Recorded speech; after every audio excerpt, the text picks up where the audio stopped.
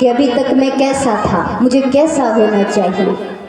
दूसरा सूत्र जीवन में हमेशा याद रखना कि अपनी कमजोरी किसी के सामने व्यक्त मत करना।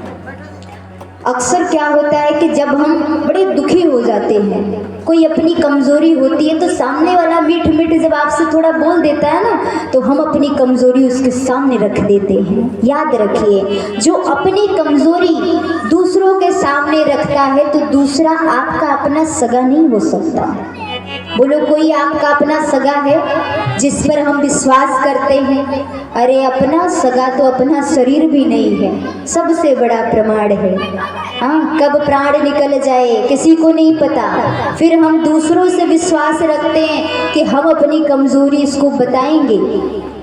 याद रखिए, कितना भी आप कमजोर हो, कोई बहुत बड़ी बात आपके हृदय में है, उसको भी दबा कर रखो, क्योंकि एक बार आपकी कमजोरी किसी को पता चल गया तो वो अगली बार से इससे भी बड़ा कोई ऐसा काम करेगा कि दूसरी कमजोरी आपके सामने व्यक्त हो जाएगी, और जब दूसरी आ गई तो उसी में आप फंसते जाओगे। और याद रखो, एक कोई आपकी कमजोरी जान गया है तो आप उससे कभी नीचे मत होना।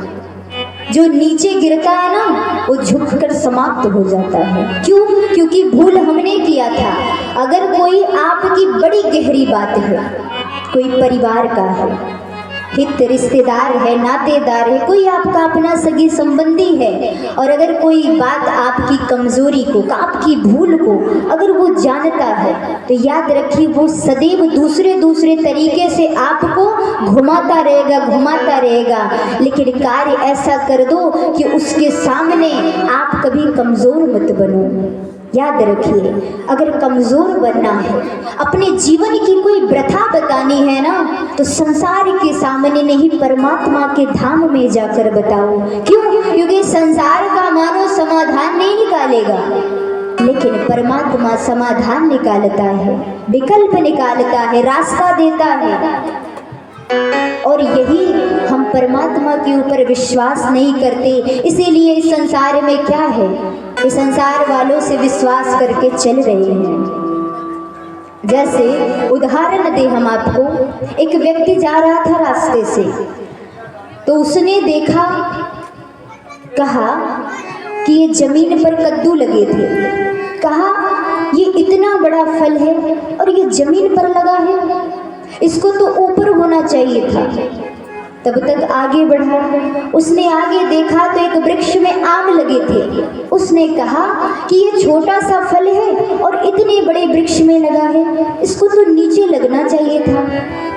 तब तक जाके उसी वृक्ष के नीचे लेट गया, और जब उसी वृक्ष के नीचे सो गया तो रात में वो जो आम था, वो कच्चा कैरी था, वो आकर उसके नाक पर गिर गया, और जब उसके नाक पर गिरा तो मूर्छित हो गया कुछ समय के लिए।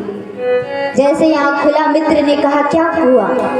उसने कहा, कुछ नहीं हुआ, सब समझ में आ गया जो अभी तक नहीं समझा था। बोले, क्या? बोले, 2 कमियां निकाली थी ना।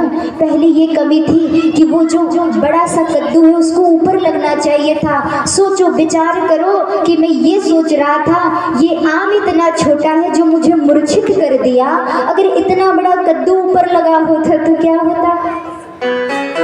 दूसरा व्यक्ति आगे बढ़ता है, एक संत मिलते हैं, तो संत मिले तो संत से कहता है, मानो न मानो, आपके भगवान में बुद्धि थोड़ी कम है। संत ने कहा, अच्छा, मुझे तो लगा था कि बुद्धि ही नहीं होगी। उसने कहा कि आप संत होकर ऐसी बात करते हो। संत ने कहा, अगर हमारे भगवान के अंदर बुद्धि होती तो आप जैसों को थोड़ी बनाते। याद रखिए, हमारी जो सोच होती है ना, हम सोच तो लेते हैं लेकिन हम गहराइयों में ज्यादा नहीं जाते। छोटा हो, बड़ा हो, कोई भी हो, ये सूत्र हमें क्या दे रहा है? कहीं आपको कोई मिल रहा है, उपदेश दे रहा है, ज्ञान दे रहा है, तो हमें वहाँ भी समय निकालना चाहिए, वहाँ भी बैठकर हमको समय देना चाहिए। कोई अच्छी बात बता रहा है तो कई बार होता है कि हम ज्ञानी बनकर निकल जाते हैं, उसकी बातें भी सुननी चाहिए, क्योंकि इस जीवन में क्या है, हम ज्ञानी हैं यही सोचकर बैठे रहते हैं। लेकिन भगवान शिव से माता पार्वती ने यही सवाल किया, हे प्रभु, इस संसार में कौन ज्ञानी है? भगवान शंकर स्वयं कहते हैं, पार्वती, इस संसार में ना कोई ज्ञानी है ना कोई अज्ञानी है, जो जैसा करता है वो वैसा हो जाता है। याद रखिए, आप जैसा करोगे